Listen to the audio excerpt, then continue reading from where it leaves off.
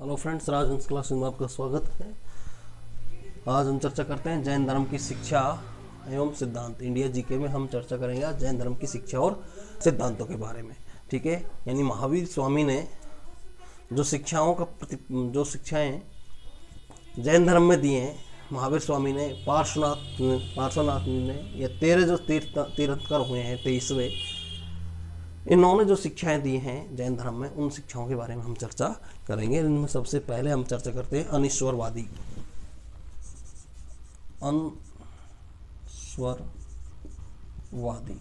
ठीक है, अनीश्वरवादी जिसकी हम चर्चा करेंगे। ठीक है, इस अनीश्वर शिक्षावादी में जैन जो अनुयायी हैं, जैन धर्म के अनुयायी हैं, वो ईश्वर को नहीं मानते। ईश्वर को नहीं मानते। ठीक है, कौन? अनीश्वरवादी, यानी जैन धर्म के अनुयायी ईश्वर को नहीं मानते हैं। इनके अनुसार सृष्टि अनादि और अनंत है। सृष्टि अनादि और अनंत है। ठीक है, किनके अनुसार? जैन अनुयायियों के अनुसार। महावीर का आत्मा के पूर्व जन्म सिद्धांत तथा कर्म के सिद्धांत में विश्वास था। महावीर स्वामी का आत्मा के पूर्व जन्म, पहले के जन्म और कर्म के सिद्धांत में विश्वास था। किसका? महावीर स्वामी का। या हम यूं कह सकते हैं, महावीर स्वामी का पूर्व जन्म के सिद्धांत वह कर्म सिद्धांत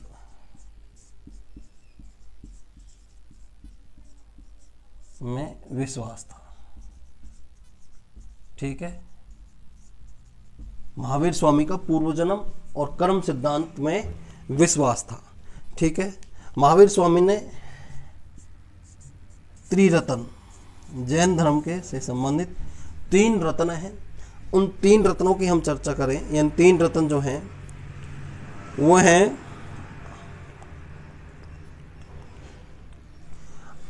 ये 3 रत्नों का प्रतिपादन आत्मा को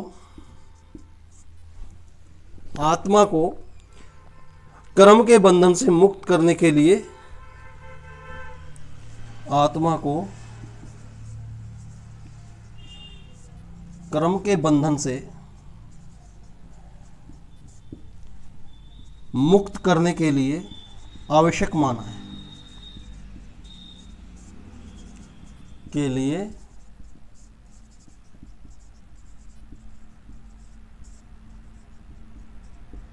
आवश्यक माना है कि इन 3 रत्नों, ठीक है, आत्मा को कर्म के बंधनों से मुक्त कराने के लिए आवश्यक माना है। ये 3 रत्न हैं सम्यक ज्ञान, पहला है सम्यक ज्ञान, सम्यक चरित्र,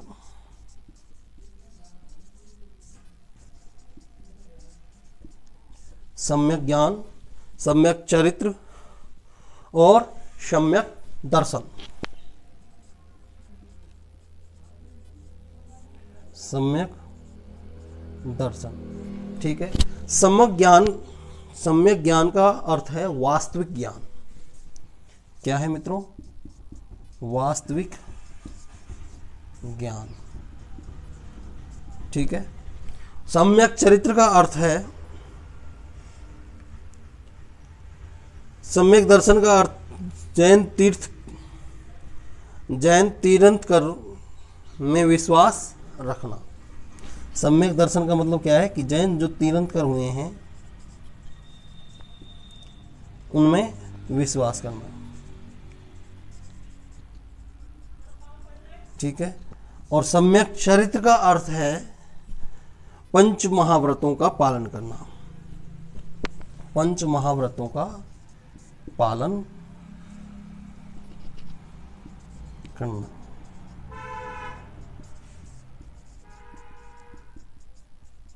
ठीक है, ये 3 रत्न हैं जैन धर्म के, सम्यक ज्ञान, सम्यक चरित्र और सम्यक दर्शन।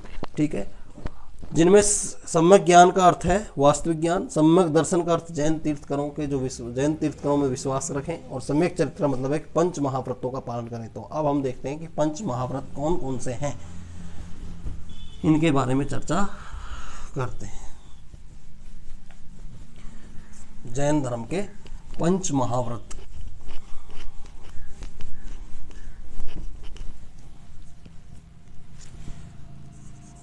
पंच महाव्रत,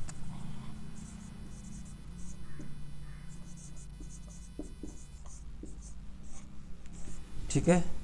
पंच महाव्रत, इनमें अहिंसा,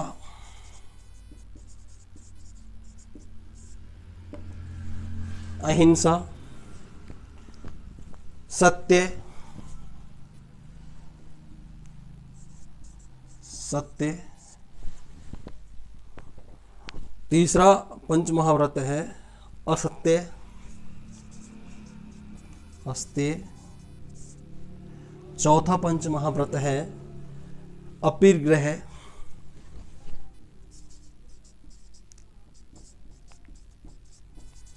अपरिग्रह, और पांचवा महाव्रत है ब्रह्मचार्य। कौन सा है मित्रों? ब्रह्मचार्य। ठीक है, अहिंसा से मतलब है कि मन, क्रम तथा वचन से किसी के प्रति ऐसा व्यवहार नहीं करें जिससे वह दुखी हो। अहिंसा जो महाव्रत है, इस महाव्रत के द्वारा जैन अनुयायियों को बताया गया है कि मन से, वचन से और कर्म से किसी के बारे में ऐसा नहीं कहें कि वो दुखी हो। सत्य, मनुष्य को सदा मधुरता के साथ सत्य बोलना चाहिए। सत्य का मतलब कि मनुष्य को हमेशा मधुरता के साथ सत्य बोलना चाहिए। अस्त्य के मतलब है कि चोरी नहीं करनी चाहिए, मनुष्य को चोरी नहीं करनी चाहिए। अपरिग्रह का मतलब कि धन का संग्रह करना व्यर्थ है। जैन अनुयायी या जैन मुनि मानते हैं कि धन का संग्रह करना अनुयायी हैं। पांचवा महाव्रत जो है ब्रह्मचार्य, इसका अर्थ है कि भोग वासनाओं से दूर रहकर संपूर्ण जीवन व्यतीत करना चाहिए। भोग वासनाओं से दूर रहकर जीवन व्यतीत करना चाहिए। पहले जो 4 तीर्थंकर हैं, पहले जो 4 ये व्रत हैं, महाव्रत हैं, इन महाव्रतों को का प्रतिपादन 23वें तीर्थंकर, महाव्रतों का प्रतिपादन 23वें तीर्थंकर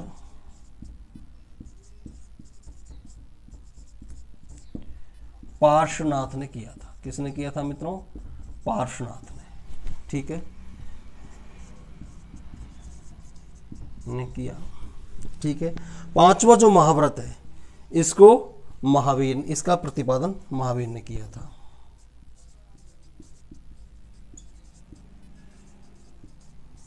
महाव्रत का प्रतिपादन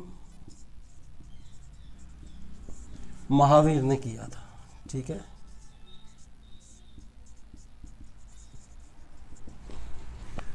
ठीक है मित्रों। तो ये पंच महाव्रत हैं बौद्ध जैन धर्म से संबंधित। ठीक है, महावीर स्वामी वेदों के प्रभुत्व को स्वीकार नहीं करके व्रत, उपवास व तपस्या पर अधिक बल देते थे। महावीर स्वामी ने वेदों का जो प्रभुत्व है उसको नकारा है, वेदों के प्रभुत्व को नकारा, यानी कि वेदों को इतना महत्व नहीं दिया है, जबकि महावीर स्वामी ने व्रत, उपवास और तपस्या पर अधिक बल दिया है। उन्होंने वेदों के प्रभुत्व को नकारा है। ठीक है, इसके बाद हम देखते हैं कि जैन धर्म का शैववाद का सिद्धांत, शैववाद का सिद्धांत। ठीक है,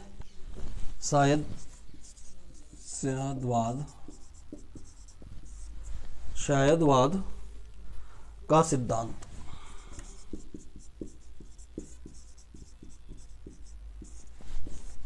ठीक है। शहदवाद ज्ञान की सापेक्षता का सिद्धांत है। ये जो सिद्धांत है शहदवाद, ये ज्ञान की, यह है ज्ञान की सापेक्षता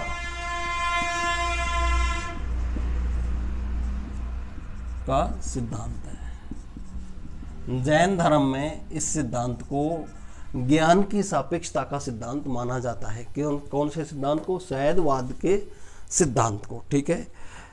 इस मत के अनुसार किसी वस्तु के अनेक धर्म पहलू होते हैं। इसके अनुसार, इस शहदवाद सिद्धांत के अनुसार अनेक वस्तु के हर प्रत्येक वस्तु का अनेक धर्म होते हैं, यानी अनेक पहलू होते हैं, अनेक धर्म होते हैं तथा व्यक्ति अपनी सीमित बुद्धि द्वारा केवल कुछ ही पलों को जान सकता है।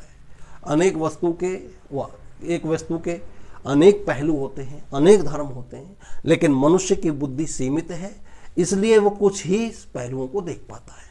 ये शहदवाद का सिद्धांत कहता है। भगवान महावीर का प्रतीक सिंह माना गया है। भगवान महावीर का प्रतीक किसे माना गया है?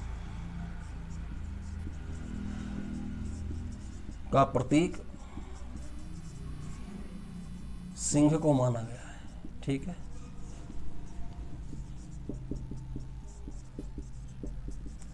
माना गया है। ये जो सिद्धांत है शहदवाद का सिद्धांत, ये ज्ञान की सापेक्षता का सिद्धांत है। इसके अनुसार ये माना गया है कि हर वस्तु के पीछे अनेक पहलू होते हैं, लेकिन मनुष्य की बुद्धि सीमित है, इसलिए वो कुछ ही पहलुओं को देख पाता है। भगवान महावीर, इस सिद्धांत में भगवान महावीर का प्रतीक चिन्ह सिंह को माना गया है। और भगवान महावीर ने जो भी अपने उपदेश लिखे हैं वो प्राकृत भाषा में दिए हैं। ठीक है। भगवान महावीर यानी महावीर के उपदेशों की भाषा, महावीर के उपदेशों की भाषा जो रही है की भाषा प्राकृत भाषा है। प्राकृत भाषा है। ठीक है। कौन सी भाषा है? प्राकृत भाषा है, जो जन सामान्य के लिए उचित है। यह जन सामान्य है। ठीक है। ठीक है मित्रों, तो ये था इनका शहदवाद का सिद्धांत, जिसके अनुसार, इस सिद्धांत के अनुसार ज्ञान सापेक्षता का सिद्धांत है। इसके मत के अनुसार माना गया है कि हर वस्तु के अनेक पहलू होते हैं और मनुष्य के पास सीमित बुद्धि है, जिसकी वजह से वो केवल कुछ ही पलों को देख पाता है, कुछ ही पहलुओं को देख पाता है। अब हम इनके संप्रदाय के विभाजन के बारे में देखते हैं। संप्रदाय विभाजन, जैन धर्म के विभाजन के बारे में हम देखते हैं। तो इस संप्रदाय के जो साधु हैं, इनके लिए संपत्ति को पूर्ण रूप से बहिष्कृत किया गया है। साधु, जैन धर्म के जो मुनि हैं, ये साधु हैं, इन्होंने संपत्ति को पूर्ण रूप से बहिष्कृत किया है। संपत्ति का पूर्ण रूप से, पूंजी का, संपत्ति का पूर्ण रूप से बहिष्कार किया है। महावीर स्वामी के 2 शताब्दियों तक जैन अनुयायी संगठित रहे। जब तक यानी कि जब महावीर स्वामी की मृत्यु हुई तो उसके 2 शताब्दी तक ये जैन धर्म के अनुयायी संगठित रहे, एक मत रहे या संगठित रहे। कब तक? 2 शताब्दियों तक। लेकिन मौर्य काल में जैन धर्म 2 संप्रदायों में बट गया। तो याद रखने की बात यह है कि जैन धर्म का विभाजन कब हुआ? मौर्य काल में। कब हुआ मित्रों? मौर्य काल में जैन धर्म 2 भागों में बट गया। 2 भागों में बट गया। ठीक है। कौन कौन सा? एक तो कहलाया दिगंबर और दूसरा था श्वेतांबर। दिगंबर और श्वेतांबर। ठीक है। तो अब हम बात करते हैं दिगंबर संप्रदाय की। दिगंबर संप्रदाय। ठीक है। इस संप्रदाय के जो मुनि हैं, साधु हैं, इन्होंने संपत्ति को पूर्ण रूप से बहिष्कृत किया है। कौन से संप्रदाय के मुनियों ने? दिगंबर संप्रदाय के मुनियों ने। इस संप्रदाय के साधु दिशाओं को ही अपना वस्त्र मानते हैं। दिगंबर जो संप्रदाय है, इस संप्रदाय के मुनि दिशाओं को अपना वस्त्र समझते हैं और नग्न अवस्था में रहते हैं। तो नग्न अवस्था में कौन से संप्रदाय के मुनि रहते हैं? दिगंबर संप्रदाय के मुनि। ये साधु नग्न अवस्था में रहते हैं, दिशाओं को वस्त्र समझते हैं, दिशाओं को वस्त्र समझते हैं। ठीक है, इन्होंने संपत्ति को बहिष्कृत किया है। भद्रबाहु ने इनका नेतृत्व किया है। दिगंबर जो संप्रदाय के मुनि हैं, इन मुनियों का नेतृत्व भद्रबाहु ने नेतृत्व किया है। ठीक है, किसने किया है? भद्रबाहु ने। इसके बाद हम चर्चा करते हैं श्वेतांबरों के। जिनके? श्वेतांबरों के। तो श्वेतांबर जो जैन मुनि हैं या जैन साधु हैं, ये श्वेत वस्त्रों में रहते हैं। किसमें रहते हैं? श्वेत वस्त्रों में रहते हैं। इनमें साध्वियाँ भी शामिल हैं, यानी महिला साधु भी शामिल हैं, जो सफ़ेद वस्त्रों में रहती है। श्वेतांबर जो संप्रदाय है जैन धर्म का, इसमें साधु या साध्वियाँ सफ़ेद वस्त्र धारण करती हैं।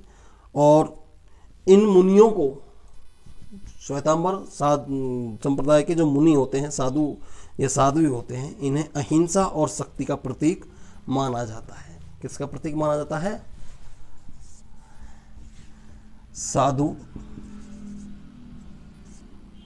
या साध्वी श्वेत वस्त्र धारण करती हैं।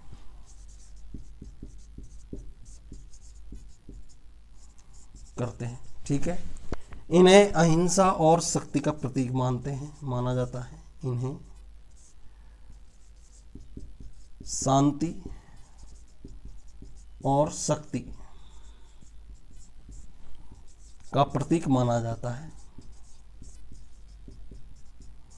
ठीक है, इनका नेतृत्व स्थूलबाहु ने किया है। किसने किया है? स्थूलबाहु ने।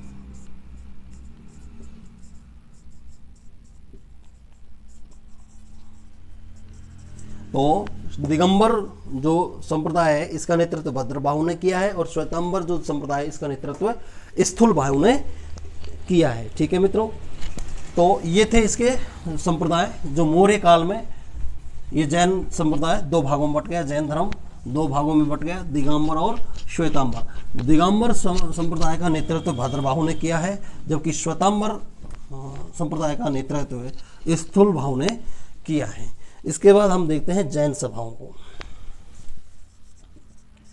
जैन सभा, ठीक है।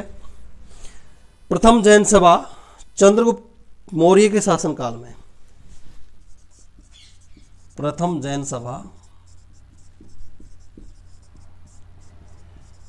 चंद्रगुप्त मौर्य के शासनकाल में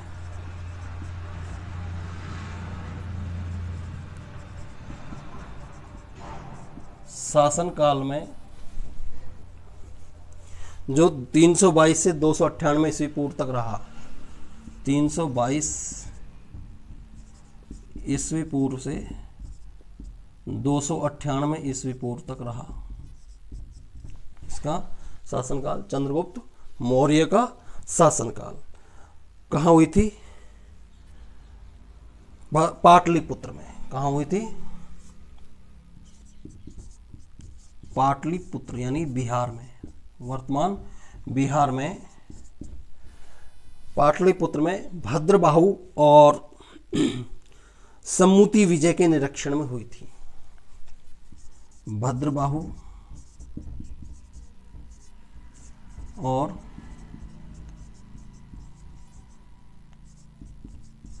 सम्मुति विजय के निरीक्षण में हुई थी। ठीक है, ये पहली जैन सभा थी जो चंद्रगुप्त मौर्य के शासनकाल में यानी 322 से 298 ईस्वी पूर्व के समय में पाटलिपुत्र यानी वर्तमान बिहार में भद्रबाहु और सम्मुति विजय के नेतृत्व में हुई थी। ठीक है, इसमें जैन धर्म के महत्वपूर्ण 12 अंगों का प्रणयन व धर्म का श्वेतांबर व दिगंबर में विभाजन हुआ। अभी हमने पढ़ा था कि चंद्रगुप्त मौर्य के शासनकाल में जैन धर्म 2 भागों में बट गया था, तो ये प्रथम जैन सभा के दौरान ही ये 2 भागों में बटा। इस जैन सभा में 12 अंगों का प्रणयन किया गया और श्वेतांबर और दिगंबर में जैन धर्म विभाजित हो गया। ठीक है, द्वितीय जैन सभा, द्वितीय जैन सभा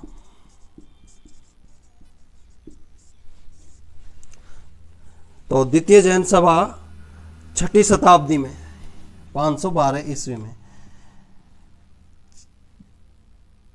यह जैन सभा 6ठी शताब्दी में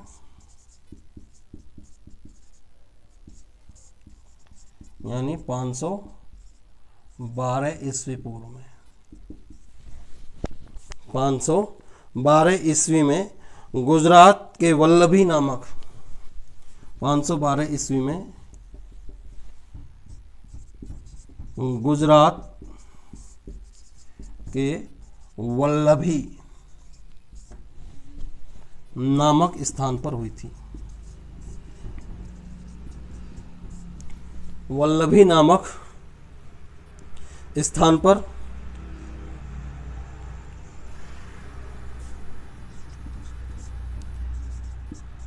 देवधरंगिणी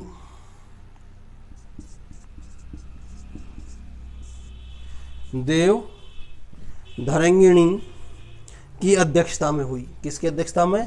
देवधरंगिणी की अध्यक्षता में हुई।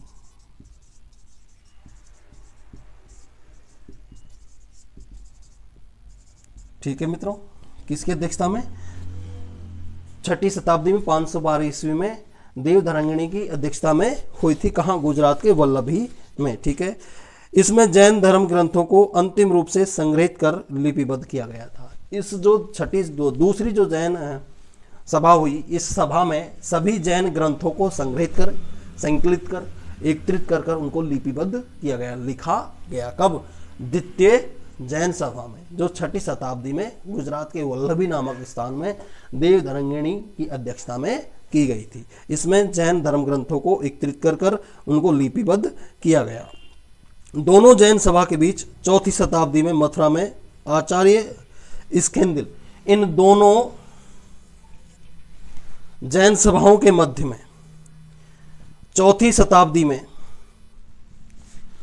4ठी